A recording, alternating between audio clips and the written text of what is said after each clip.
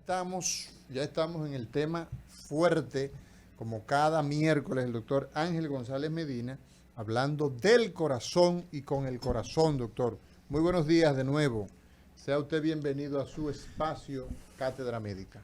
Buenos días, un placer de nuevo estar en contacto con la población y obviamente es un tema que yo creo que es de mucho interés porque el tema que se va a hablar hoy, pues mucha gente sufre de procesos infecciosos de vías respiratorias y especialmente ahora que estamos en un brote de influenza. Oye, han aumentado mucho los casos, los casos de COVID. Sí, El claro. aumento, pues las autoridades dicen que aunque las camas están todavía, que eso yo no entiendo, Nelson, no lo he entendido nunca. Se habla, no, estamos preparados para recibir. Óyeme, cuando tú lo que tienes que hacer es prevenir que la gente se enferme. Claro. No es que no, tenemos camas suficientes, no hay problema. Enférmense, que estamos Enférmense, listos. que tenemos camas. No, así no. Mire, entonces hay un tema ahora, y es que tenemos, yo por ejemplo tengo dos personas muy cercanas, uno de mis mejores amigos acaba de pasar COVID, su hermano acaba de pasar COVID, una amiga acaba de pasar COVID, o sea, tenemos una alta incidencia en este momento. Y a eso se mezclan también los procesos respiratorios habituales, como el caso de la influenza. En fin, la relación existente entre influenza y las enfermedades cardíacas. Ese es el tema de hoy. ¿Cómo se correlaciona? También hay un tema que queda por ahí, tú lo decías, Nelson, fuera del aire, y es hacer una discusión sobre el tema este de COVID.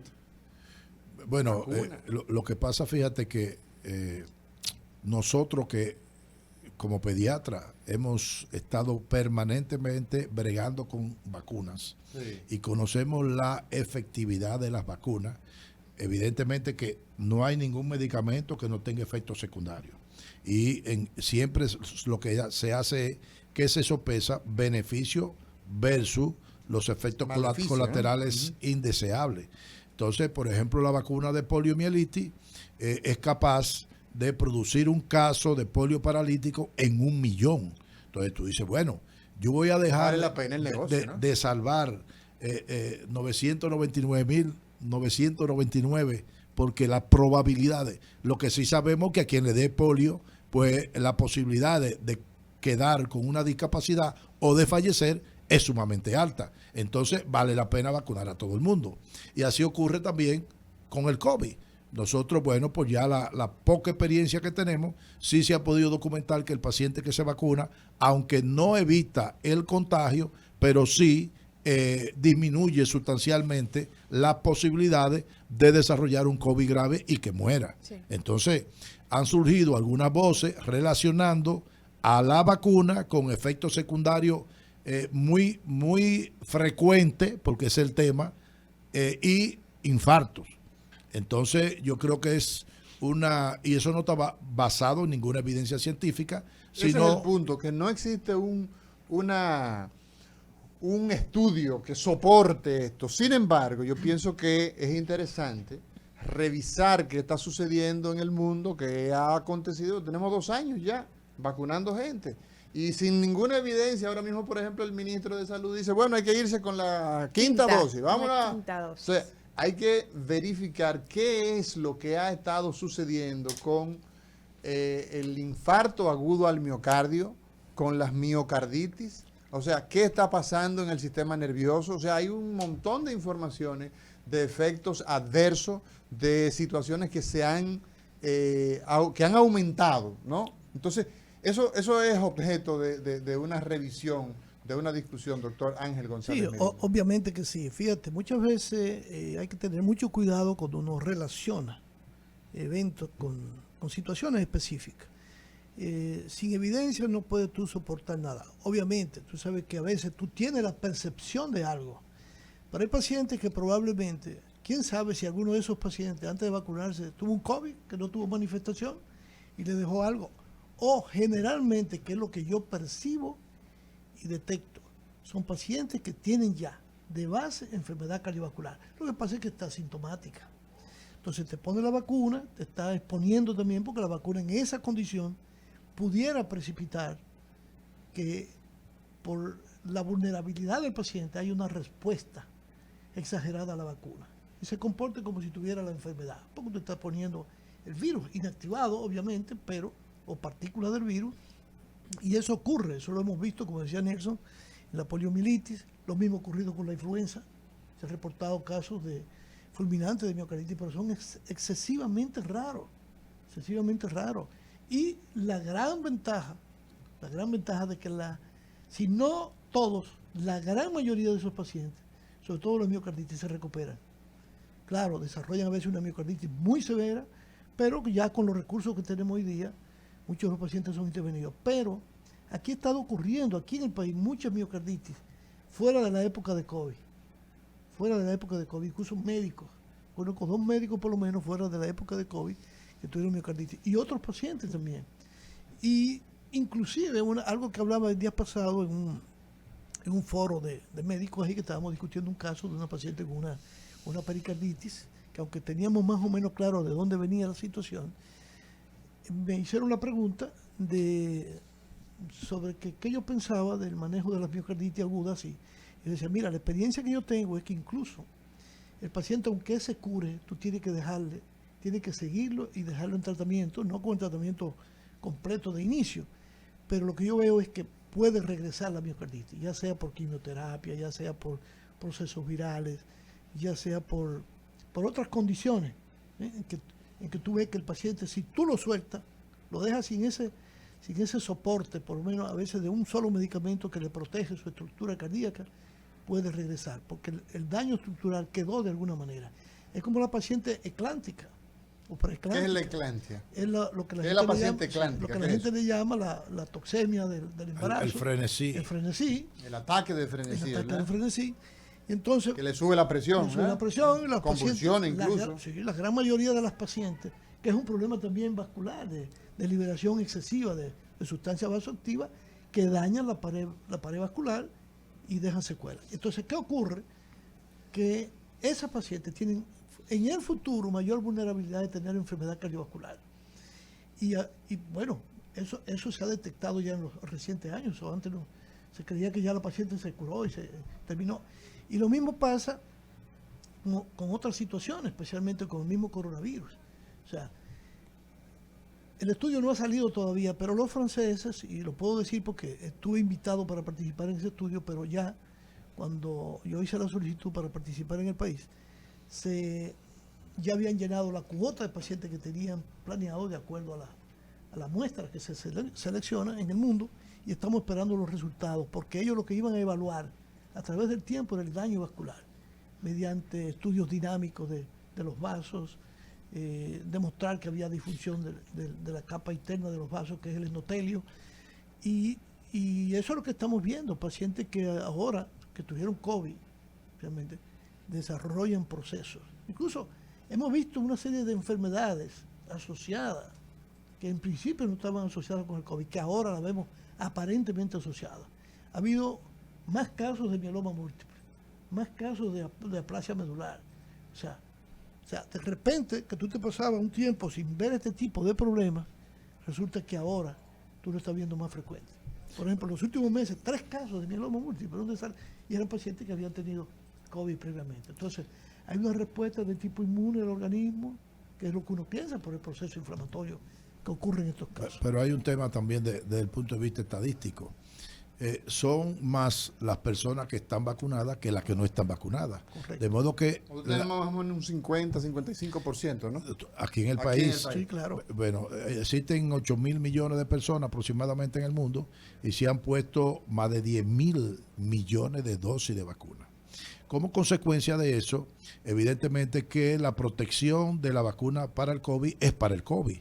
De modo que todos los otros procesos mórbidos que se dan siguen ocurriendo. Entonces es más frecuente, porque son más la gente vacunada que la no vacunada, que un vacunado aparezca con un problema que habría que demostrar si está o no está ligado con la vacuna. Entonces, el infarto, por ejemplo, cada vez vemos más infarto en gente joven. Ahora, ¿valdría la pena poner en evidencia el estilo de vida de esa persona? Claro. qué hace esa persona, qué tipo de sustancia consume. Es decir, ha habido una relación de la sustancia energética, ¿verdad?, con el esfuerzo físico. Es decir, muchos que están en gimnasio, que quieren definir, primero usan anabólico, segundo usan energizante, ¿verdad? Ahí hay dos elementos muy fuertes. Tercero, utilizan suplementos proteicos que muchas veces están desarrollando problemas de tipo renales y como consecuencia problemas hipertensivos que inciden en el tema del corazón. Entonces, todas esas cosas hay que analizarlas antes de tú decir, no, es por la vacuna. Claro, una serie de variables, Sí, de hay elementos. gente que tiene la boca muy floja y Sí. se pone a hablar mucha bobería sin tener idea de lo que está hablando. Entonces, fíjense que para usted llevar a cabo una investigación, usted se formula una serie de hipótesis y usted empieza a montar una serie de parámetros y a medir entonces, porque cuando empezamos a ver COVID en el mundo, nos dimos cuenta, y yo recuerdo como el día de hoy, la asociación que usted, doctor Ángel González Medina, establecía de acuerdo a reportes de COVID y miocarditis. Sí. ¿Mm? En pacientes, o sea, cuando todavía no teníamos Vacuna. no teníamos vacuna. ¿Entiendes? Correcto. Entonces, usted decía un dato bastante relevante, o sea, quedó ese miocardio, quedó ese corazón afectado por COVID, tenía una condición que se exacerbó a propósito de COVID y que la vacuna entonces le estamos atribuyendo. Son muchos elementos. Fíjate inclusive que el sarampión, que es una enfermedad prácticamente benigna, y el sarampión, 20% de los pacientes tienen miocarditis benigna. Si tú no la buscas, no la encuentras. Pero tiene la Sarampión, enfermedad. Claro. El mismo polio puede asociarse con menos probabilidad, pero puede asociar otros tipos de virus también. Y a veces la lesión queda y el paciente no tiene ningún síntoma, sino que 20 años después tú no sabes qué fue lo que le produjo el problema. No, porque el tema es que las infecciones virales son de tipo sistémica, Claro. pueden afectar cualquier órgano. Cualquier órgano. Esa es la realidad. Así mismo es. Nosotros pensábamos, por ejemplo, que COVID, el problema del COVID era en el Pulmonar. sistema respiratorio, que era el pulmón. Y estábamos más perdidos que el hijo del Limber. Claro. Es un problema sistémico, un Pero problema no- vascular, dañando prácticamente todo. Es que todo proceso inflamatorio, Daña partiendo todo. de que sea infeccioso, de tipo autoinmune, como tú quieras, ¿qué es lo primero que daña? El sistema vascular. Y el sistema vascular está en todas partes, está por todos lados. Por ejemplo, un paciente con influenza, un paciente con artritis, la gente no lo sabe, tiene mayor vulnerabilidad de enfermedad cardiovascular, El paciente con artritis. con ¿no? artritis ¿Y reumatoide, por qué? porque es un proceso inflamatorio. Y el primero que responde al proceso inflamatorio es el endotelio vascular. O sea, la capa que está por dentro de, Lo que está por las dentro. arterias y de las Claro. venas, ¿eh? Y A eso, le y llamamos eso es lo mismo que endotelio. te causa el coronavirus, lo mismo que te causa la influenza. Por ejemplo, la influenza, ¿qué te produce? Un proceso de tipo inflamatorio que induce entonces al desarrollo de un estado protrombótico que termina desarrollando eventos cardiovasculares, no solamente por el estado trombótico, sino también por el estado inflamatorio, miocarditis, muerte, infarto, eventos vasculares cerebrales. Trombosis aumenta la probabilidad de desarrollo de eventos vasculares cerebrales. Entonces, hay personas que andan por ahí con trastornos, con una serie de cosas que no salen a relucir hasta que tú no tienes una edad X, porque se van juntando procesos. Quizá, si esa situación que tú tienes, por ejemplo, que tú heredas una anormalidad genética de una sustancia que te expone a algo, pero tú no te expones a otros factores. Y que no se investiga muchas veces, No, porque por ejemplo, exacto. la antitrombina, aquí, o sea, primero no la hacemos en el país. Yo no sé si ya, Sí. si ya se está haciendo Se en el hace país. Ya se está haciendo. antitrombina 3 y 6. Se está haciendo acá. Sí, se hace. Bueno, pero no tiene, yo supongo que eso no tiene 2 años. Tiene No. relativamente poco tiempo. No, ya se hacía, Ok. ya se hacía. Pero si tú no lo piensas, si el médico no piensa, no va a dar con eso. Por ejemplo, es lo que pasa muchas veces con los pacientes que vienen a nuestra consulta. Pacientes que tienen riesgo, que tienen colesterol alto, pero tú tienes que saber qué más tiene ese paciente. Ya. Es como el Vamos a ver paciente, qué- el paciente que tiene hipertensión y tiene dolor de cabeza. Bueno, sí, la hipertensión da dolor de cabeza, pero puede tener un tumor en la hipófisis. ¿Entiendes? Puede tener Vamos otra a cosa. ver, doctor, qué dice la gente. Tenemos llamaditas aquí. Buenos días, Cátedra Médica. Buenos días al equipo, Mauri. Saludo para ti, Liz. Saludo para ti, para todo el que está ahí, porque es que lo estoy escuchando, no lo estoy viendo, señores. Gracias. Permítame, señores, contarle un poquito de mi experiencia con relación al COVID y mis labores en un rehab. Yo trabajaba en un rehab en Estados Unidos. ¿Qué es un Massachusetts, rehab? exactamente un rehab es un centro de recuperación. Aquellas personas que van a tomar un largo tiempo en un hospital después de una cirugía o después de un implante de órgano, trasplante de órgano. Entonces se le ofrece esa oportunidad de que se recuperen en ese centro, con todas las condiciones y con todos los parámetros y toda la ciencia que hay. Es un centro de recuperación a largo plazo. Y ahí evidentemente habían personas con inmunodeprimidos, personas con neumonía, personas con diabetes, con otras complicaciones. Fueron los primeros que se fueron en ese rehab. Al principio, en el 2020, cuando ya supimos que había un brote en Wuhan, en China, que ya se perfilaba como una pandemia, no había forma de cómo íbamos a recibir eso, porque había mucha incertidumbre, había muchas cosas. Era un SARS, era un virus que era un SARS, pero específicamente un COVID. ¿Qué pasa, señores? En este centro no había todavía qué medidas íbamos a tomar. Luego fueron llegando entonces el distanciamiento, que las mascarillas, que el lavado de manos, etcétera. Luego comenzaron a caer los primeros infectados, que no se sabe si fue que lo llevó el personal de salud o lo llevaron los familiares. Comenzaron a morir todas esas personas que eran inmunodeprimidas, aquellas que tenían algún tipo de condición, aquellas personas que tienen más edad. La mortalidad fue grandísima. Bueno, establecieron furgones con climatizado. Exacto, para ir guardando los cadáveres, porque fue una crisis terrible. ¿Qué pasa? Bueno, todavía no se sabe qué se va a hacer, no hay vacuna todavía, los países están cerrando las empresas, una incertidumbre social terrible, pero no hay vacuna. Luego, cuando vienen entonces las vacunas, a partir de la vacuna, hay incertidumbre hasta para el personal de salud ponérsela, porque no conoce los riesgos, como tú dijiste, Amor, ahorita, no conoce los riesgos, qué va a pasar, porque es una vacuna experimental, aunque se decía que ya venían desarrollándose hace mucho, todavía en humanos masivamente no se habían aprobado. Pero ¿qué pasa? Que bueno, se manda que mandatorio, o sea, o te la pones o te queda en tu casa, una de las dos, y si te queda en tu casa, pues te saco de nómina. Muchas personas de salud, del sector salud, abandonaron los trabajos, médicos, enfermeras, asistentes, abandonaron los trabajos, y lo que se quedaron, pues fueron un poquito mejor compensados, pero se la jugaron.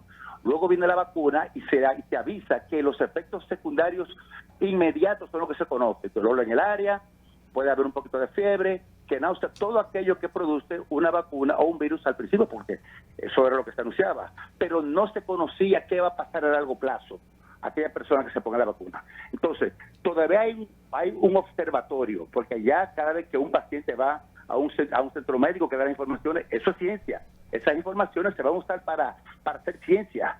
Entonces, todavía se están observando qué pasa, que se están comparando a aquellas personas que fueron vacunadas y los eventos que le vengan, ya sea diabetes, ya sea hipertensión arterial, ya sea infarto, lo que sea, si fue vacunado o no. O sea que todavía el COVID no nos enseñaron a nosotros todo lo que él sabe, todo lo que él aún no. Y siguen todavía saliendo algunas virus más resistentes, algunas variantes muy resistentes, no sabemos, todavía no se sabe si el COVID allá en Norteamérica se va, ya estoy aquí en el país, si se va a vacunar anualmente, igual que el flu, igual que la influenza, o no. Hay mucha incertidumbre todavía, pero hay un observatorio de informaciones de qué está pasando con las personas que se vacunaron y qué no.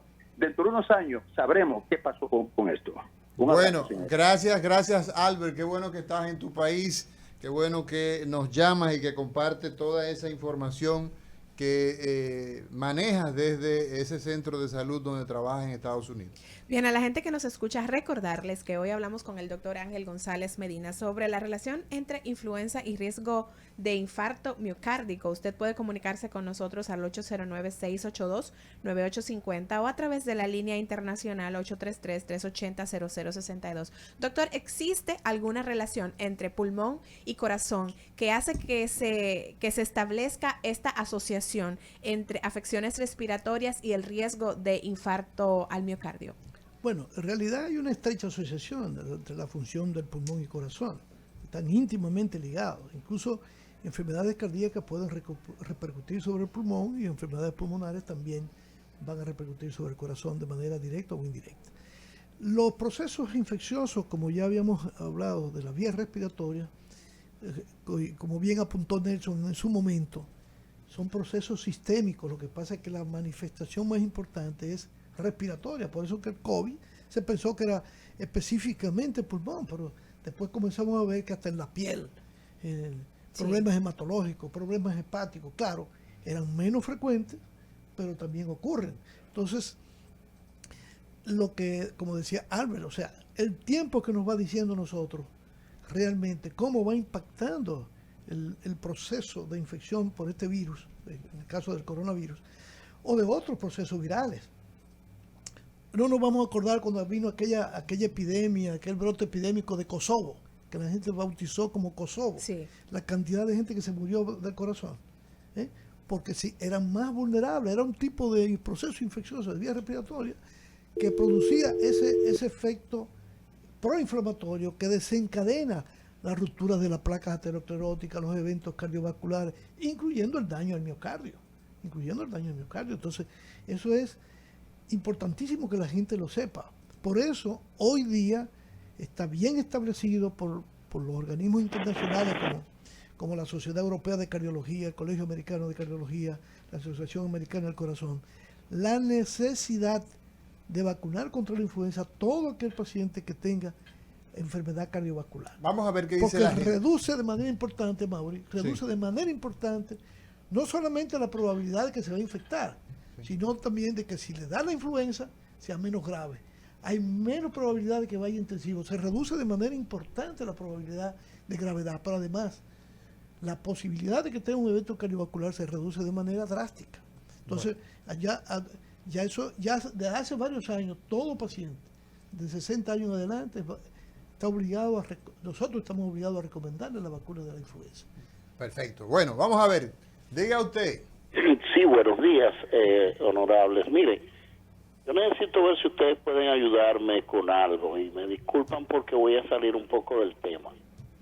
Yo soy pensionado de una institución pública. Sí. Tengo Senasa pensionado. Sí. Cuando yo voy al médico, me indican que la cobertura de mi seguro médico ha bajado, a pesar de que estoy pagando. Entonces, yo me he quedado pensando, ¿qué alternativa? Pregunté si tenía la posibilidad de tener algún seguro complementario del SENASA, pero me dijeron que eso todavía no está previsto para los pensionados. Una pregunta, señor. Usted es pensionado, ¿no? Así es. Ok, y usted tiene un plan básico. Tengo un plan básico Sí. pensionado de SENASA. Sí. Y yo quiero saber si yo tengo alguna alternativa para contratar algún seguro médico, aunque sea un seguro internacional, que me permita recibir asistencia en el país y fuera del país, si ustedes conocen de alguna alternativa que me puedan... Sí. ¿Qué edad tiene usted? En este momento 60. Todavía puede ser. Pero es necesario que les diga que, ¿verdad? Mi esposa está en el seguro, tengo una niña de 20 años que todavía califica para estar en el seguro, y mi hijo, que aunque ya pasa la edad, pero que todavía está en el seguro porque está en periodo probatorio de su trabajo. Entonces tengo la responsabilidad de cuidarlos a ellos también. Sí. Lo que sucede es que usted tiene una situación particular. Sí. Tiene una situación particular que al ser jubilado, pues entonces no le cubre, no entra en cobertura los dependientes en los jubilados. Es un absurdo. No, esto hay un problema de la ley ahí. No es que no entre en cobertura. De acuerdo a la ley, no está cubierto, un seguro de salud para los pensionados. Y entonces se ha tratado de buscar una posición intermedia a través del SENASA, pasándole los pensionados al SENASA con un plan básico de salud. Ahora, el tema Es es... mucho, por cierto. El plan básico de salud de SENASA le ofrece una cobertura interesante. Pero mira lo que él dice, Sí. que a él le informaron que su plan básico está recortado.